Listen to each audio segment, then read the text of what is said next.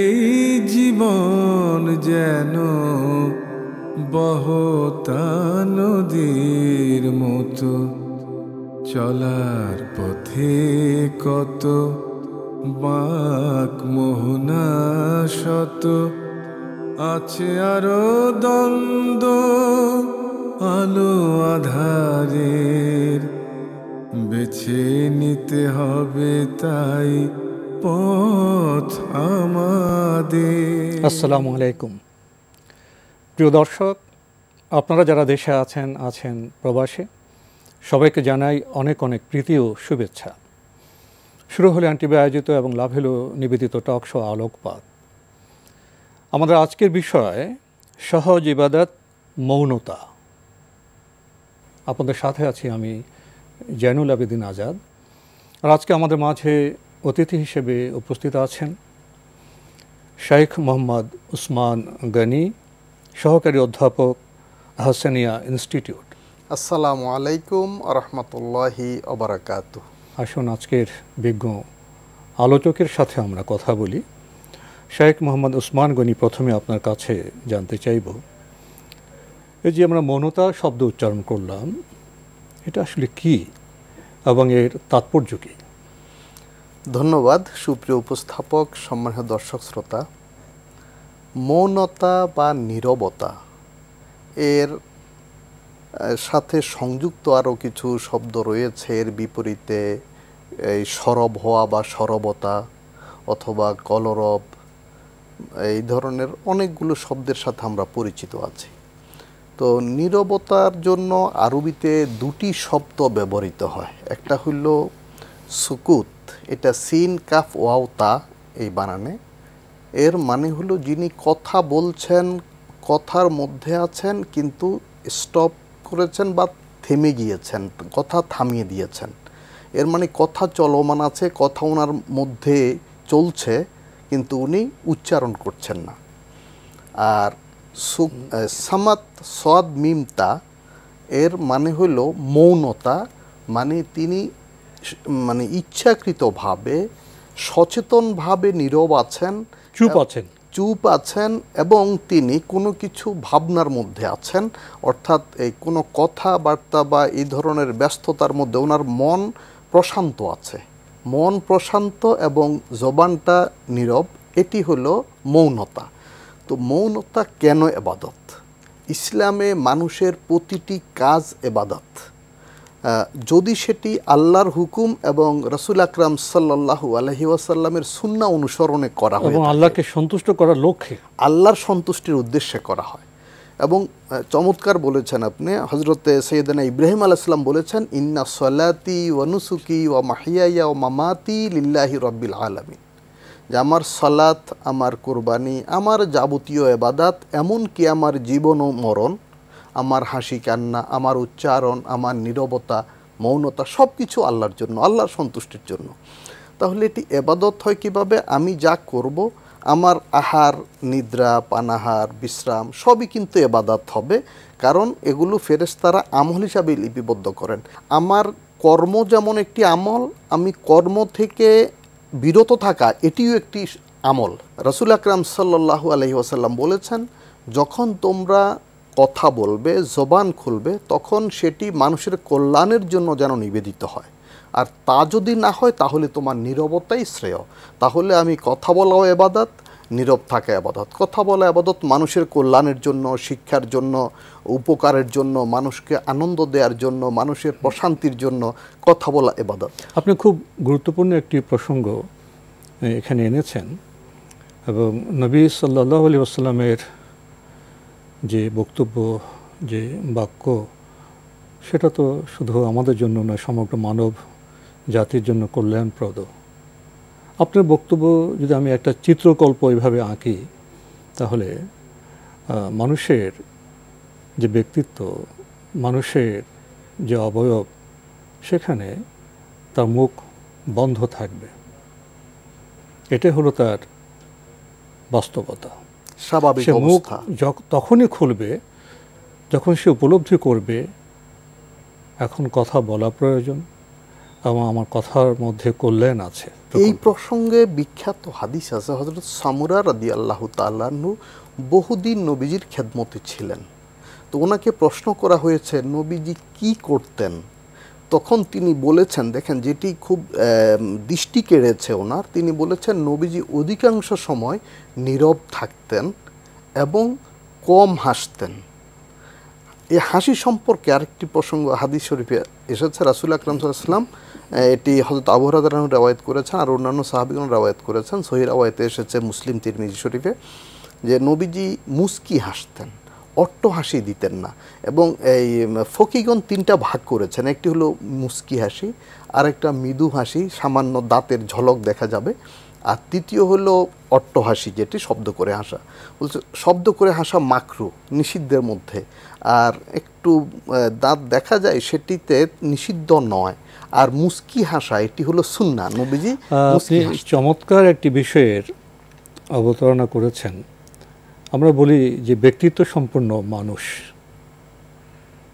রাসূল সাল্লাল্লাহু আলাইহি ওয়াসাল্লাম এতটাই ব্যক্তিত্ব সম্পন্ন মানুষ ছিলেন, ওনার চেহারা যে অভিব্যক্তি সেটা দেখে বোঝা যায় উনি এই বিষয়টি, এই কাজটি পছন্দ করেছেন কি করেননি। চেহারার রং পাল্টে যেত। ব্যক্তিত্ব কোন পর্যায়ে গেলে একটা মানুষ এরকম হয়, আমরা আজকে এই বিষয়গুলো উচ্চারণ এজন্যই করছি, বর্তমান সভ্যতায়, যান্ত্রিক সভ্যতায় মানুষ খুবই কর্মচঞ্চল, অনেক কথা বলে, অনেক কাজ করে, কিন্তু সে কথা বা কাজের ফলাফল কি বর্তমান সভ্যতার যে চিত্র সেটা বলে দেয়। এখানে এসে আমরা গভীরভাবে উপলব্ধি করি অনেক সময় কিছু বলার চাইতে না বলাটা অনেক বেশি কার্যকর হতে পারে। এই প্রসঙ্গে কোরআনে কারিমে এসেছে সূরা ফুরকানের 25 নম্বর আয়াতে আল্লাহ রাব্বুল আলামিন বলেছেন, ইবাদুর রহমান আল্লাযীনা ইয়ামশুনা আলাল আরদি হাওনা ওয়া ইযা খাতাবাহুমুল জাহিলুন ক্বালু সালামা। যে রহমান আল্লাহ রাব্বুল আলামিনের প্রিয় বান্দা যারা, তারা খুব নম্র ভদ্রভাবে বিচরণ করে পৃথিবীতে, এবং জাহিল মূর্খ লোকেরা যদি অবান্তর অশোভন কোনো কথা বলে, উক্তি করে, তারা সজ্ঞানে সচেতনভাবে এড়িয়ে যায়, পরিহার করে, এবং তাদের সাথে শান্তির বাণী সালাম বলে। এখানে সবচেয়ে গুরুত্বপূর্ণ বিষয় হলো নীরবতা কিন্তু এক প্রকারের উত্তর। অনেক প্রশ্নের উত্তর নীরবতার মাধ্যমে দেয়া যায়। চমৎকার কিছু কথা শুনছিলাম। একটু বাস্তবতায় আসি। আমরা পরিবারে বসবাস করি, পারিবারিক এবং সামাজিক জীবনে অতি কথন, অনেক কথা, অনেক গীবত, এটা তো আমাদের পরিবারে এবং সামাজিক জীবনে ঝগড়া, ফ্যাসাদ, বিবাদ ইত্যাদির সৃষ্টি করে। তো পারিবারিক এবং সামাজিক জীবনে মৌনতার প্রভাব কেমন হতে পারে? আমাদের জীবনে শান্তির জন্য, কল্যাণের জন্য নীরবতা এটি সবচেয়ে বড় একটি মাধ্যম বা অবলম্বন। কারণ আমরা যখন কথা বলি অনেক সময় সে কথার প্রতিক্রিয়া হয়, এবং কথা না বললে কিন্তু সেই প্রতিক্রিয়াগুলো দীর্ঘায়িত হয় না, সম্পর্কটা খারাপ হয় না, এবং পরবর্তীতে সেটি সমাধান করা যায়। তো আমরা দেখি রাসূল আকরাম সাল্লাল্লাহু আলাইহি ওয়াসাল্লাম বলেছেন হাদিস শরীফে, তিরমিজি শরীফের সহিহ রাওয়ায়াত, মান সামাতা নাজা, যে নীরব থাকলো সে অনেক বিপদ থেকে রক্ষা পেয়ে গেল। এবং আমরা পারিবারিক ক্ষেত্রে যদি কথা বলি, প্রয়োজন মাফিক কথা বলতে হবে, সুন্দর শব্দ চয়নে, আদরণীয় শব্দ বিবেচনা করে কথা বলতে হবে। আর আমরা যখন শুনবো সব কথার উত্তর দিব না, অনেক বেশি শুনবো, কম কথায় উত্তর দেব। এবং এই প্রসঙ্গে দার্শনিকগণ বলেছেন, আপনি খুব ভালো জানবেন, দর্শক শ্রোতা ওইটা সহজে বুঝবেন, যে আমাদের কর্ণ বা কান রয়েছে দুটি শোনার জন্য, আর বলার জন্য জবান হলো একটি। অর্থাৎ দ্বিগুণ শুনবো আর অর্ধেকটা বলবো, অল্প বলবো। এবং এই বলার ক্ষেত্রেও কিন্তু অনেকে মনে করে যে আমি বলবো না কেন, এটা আমার বলা উচিত, এটি আমি বলবো, এটি সত্য।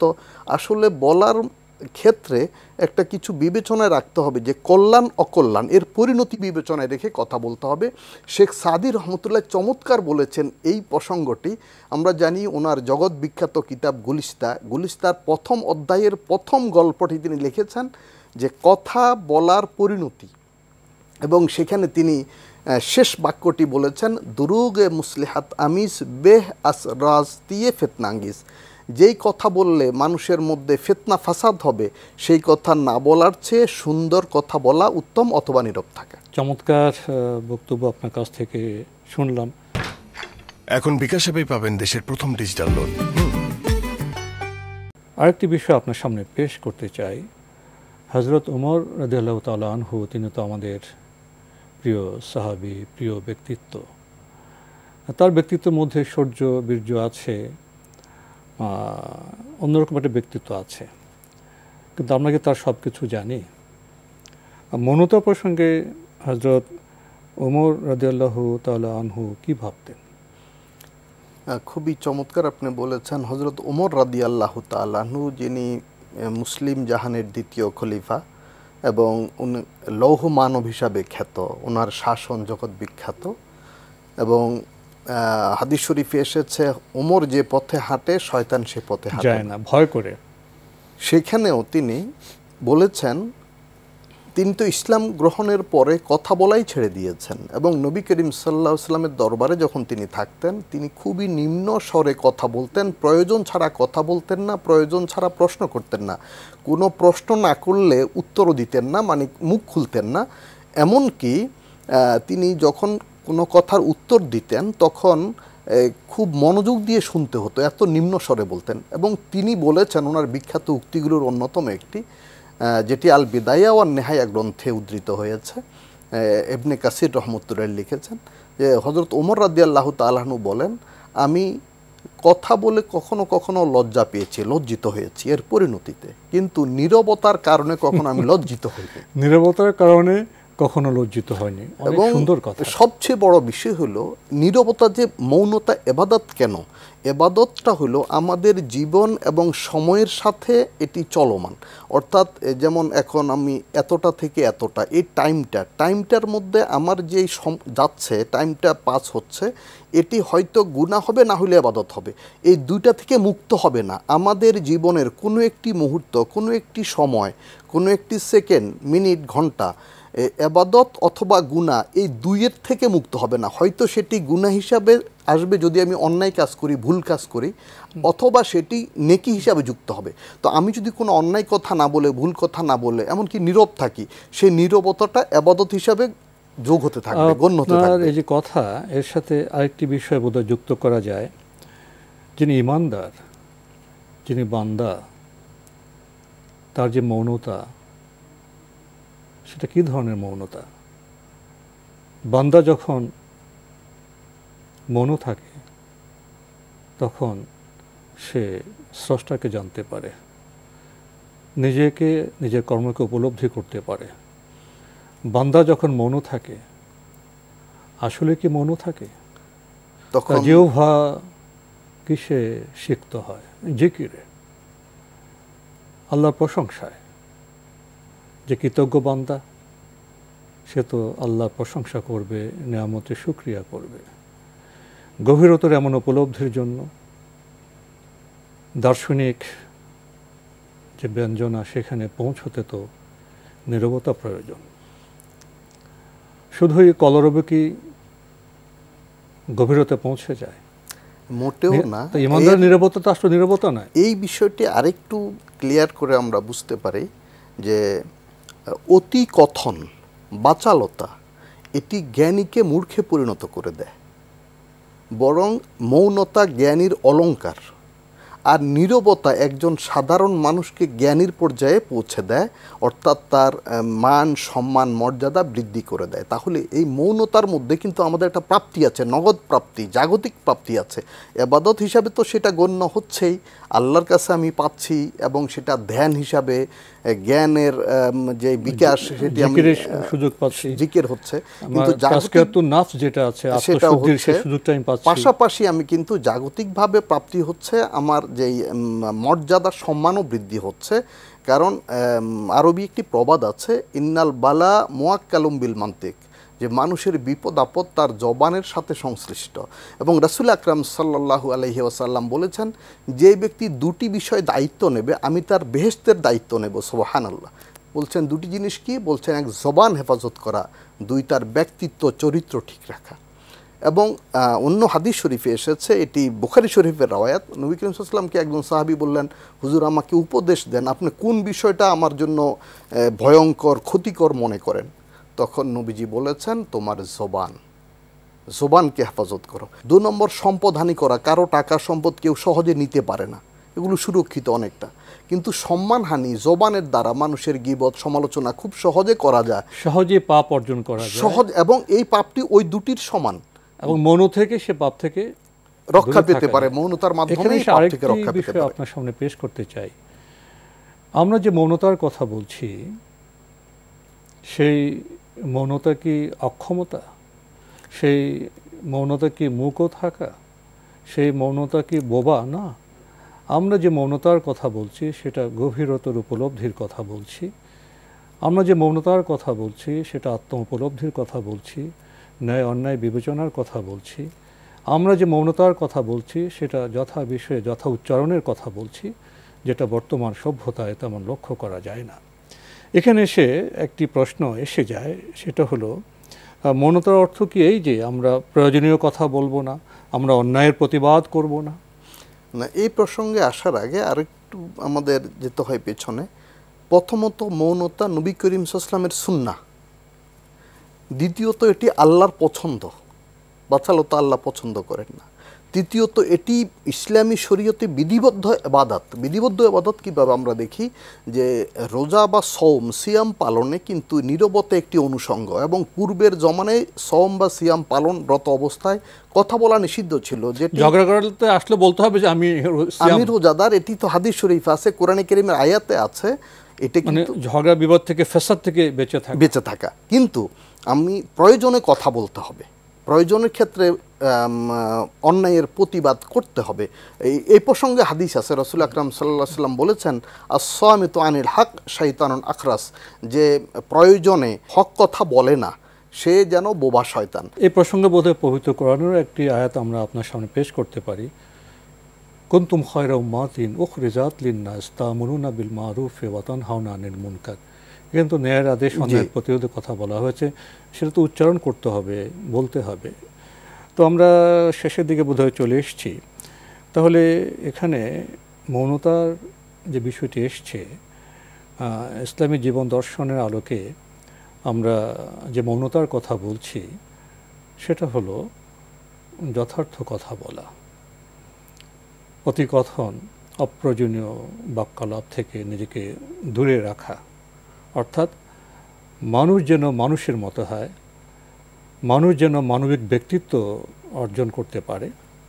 তো শেষের দিকে এসে আপনি বললেন যে প্রয়োজনীয় কথা বলতে হবে এবং অন্যের প্রতিবাদও করতে হবে, কথার মাধ্যমে, কাজের মাধ্যমে, এবং সেটি সুন্দরভাবে করতে হবে। সেটাই কোরআনে কারীমে আল্লাহ রাব্বুল আলামিন বলেছেন, ইদফা বিল্লাতি হিয়া আহসান ফাইজাল্লাযী বাইনাকা ওয়া বাইনাহু আদাওয়া কান্নাহু ওয়ালিয়ুন হামিম। তুমি প্রতিবাদ করো উত্তম পন্থায়, যাতে তোমার চরম শত্রু পরম বন্ধুতে পরিণত হয়। অন্যায়ের প্রতিবাদ করতে গিয়েও অন্যায় করা যাবে না, জুলুমের প্রতিবাদ করতে গিয়েও আরেকটা নতুন জুলুমের সৃষ্টি করা যাবে না। শেষে এসে আরেকটি বিষয় আপনার সামনে পেশ করতে চাই। আমরা তো আজকে মৌনতা নিয়ে কথা বললাম, মৌনতার আমরা ব্যাখ্যাও করার চেষ্টা করলাম।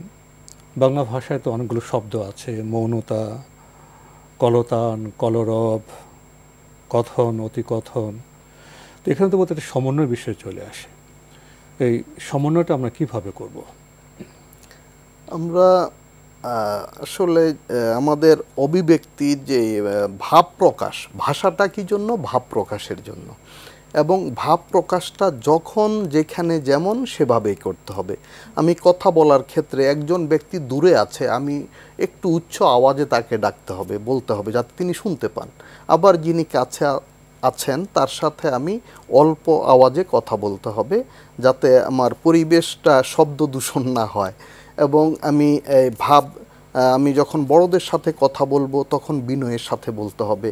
ঠিক ছোটদের সাথে যখন কথা বলবো তখন আদর স্নেহ মাখা শব্দ দিয়ে কথা বলতে হবে। হ্যাঁ, কারোর সাথে তুচ্ছতাচ্ছিল্য তো অবশ্যই করা যাবে না, এবং আমার ব্যক্তিত্বের সাথে যায় না এমন কোনো কথা শব্দ উচ্চারণ করা যাবে না। ঠিক বাক্য বিন্যাসের ক্ষেত্রে, শব্দ চয়নের ক্ষেত্রে, এমনকি অভিব্যক্তি প্রকাশের ক্ষেত্রে, বডি ল্যাঙ্গুয়েজ বা অঙ্গভঙ্গির ক্ষেত্রে, সকল ক্ষেত্রে কিন্তু আমার এটি সচেতন থাকতে হবে। কারণ আমার প্রতিটি নরণ চরণ, এটাকে আরবিতে বলে হে সহারকাত, আমার অভিব্যক্তি সব কিছুই কিন্তু রেকর্ড হচ্ছে, লেখা হচ্ছে। সব বিষয়ে আমাকে কিয়ামতে প্রশ্ন করা হবে, জবাবদিহি করতে হবে। তো শেখ মোহাম্মদ ওসমান গনি, আমরা বোধহয় আল্লাহর রহমতে আজকে একটি সুন্দর বিষয় চয়ন করতে পেরেছি, সহজ ইবাদত মৌনতা। আপনাকে অসংখ্য ধন্যবাদ এই সুন্দর বিষয়টি আলোচনায় আনার জন্য। আপনাকে আমি বিশেষভাবে ধন্যবাদ জানাতে চাই। আপনি এ বিষয়ে লিখেছেনও, আপনার লেখাটি আমার নজরে এসছে, এবং আপনি আজকে যেভাবে সহজ করে বিষয়টি আমাদের উপহার দিলেন, আল্লাহ আপনার কল্যাণ করুন। আমিন। এবং আমরা চাইব যে সহজ ইবাদত মৌনতা তাৎপর্য আমরা উপলব্ধি করি। এই কামনা করে আমরা আজকের অনুষ্ঠান এখানে শেষ করতে চাই। শেখ মোহাম্মদ ওসমান গনি, আপনি কষ্ট করে আমাদের স্টুডিওতে এসেছেন, সময় দিয়েছেন, সেজন্য আপনাকে অনেক ধন্যবাদ। ধন্যবাদ আপনাকেও। প্রিয় দর্শক, আমরা দেখছিলাম এনটিভি আয়োজিত এবং লাভ হলো নিবেদিত অনুষ্ঠান আলোকপাত।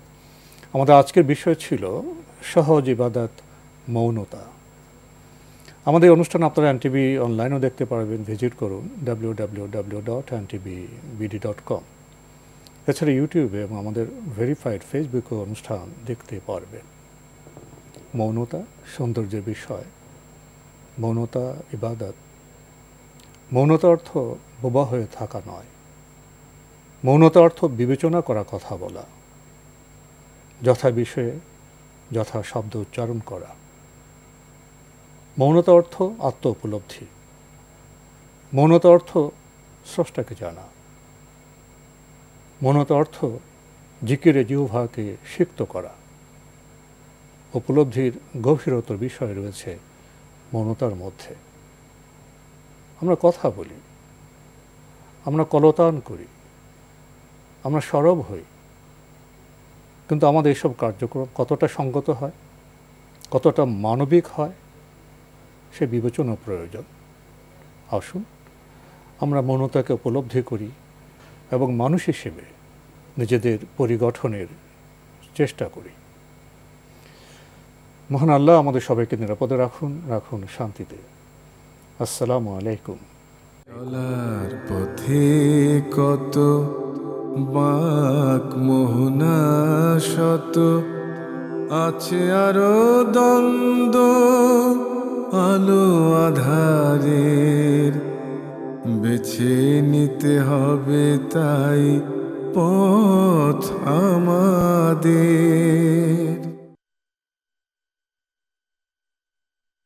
তার লগে আপনার সম্পর্ক কি লাইলি মজনু টাইপের, যে লাইলিরে মারলে মজনু সিকিউর দিয়ে ওঠে? মানে কি?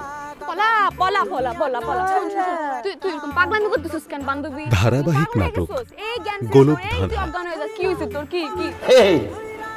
সবক দাও করে, চান্দাবাজি করতে যা ধরা খাইছিলাম, সেটা বাসে আনছে কে? আমি। মুই কি উল্টা পাল্টা কিছু বলছি? মুই বলছি যে তাড়াতাড়ি যাতে আসতে পারে সে ব্যাপারে বলছি। মানে এখন তো আসতে বেশি সময় লাগার। রচনা মোহাম্মদ মামুনুর রশিদ, পরিচালনা শামীম জামান। বানাইয়ে বই রইছি। গল্প তো পাই গেছি রে, গল্প তো ফাইনাল হয়ে গেছে। এই কাজটা কেডা করলো স্যার? জামাল বলছে। স্যার আমরা একটা কাজ দেখবেন রবি, সোম ও মঙ্গলবার রাত 8:20 এনটিভিতে। এখন বিকাশ অ্যাপেই পাবেন দেশের প্রথম ডিজিটাল লোন।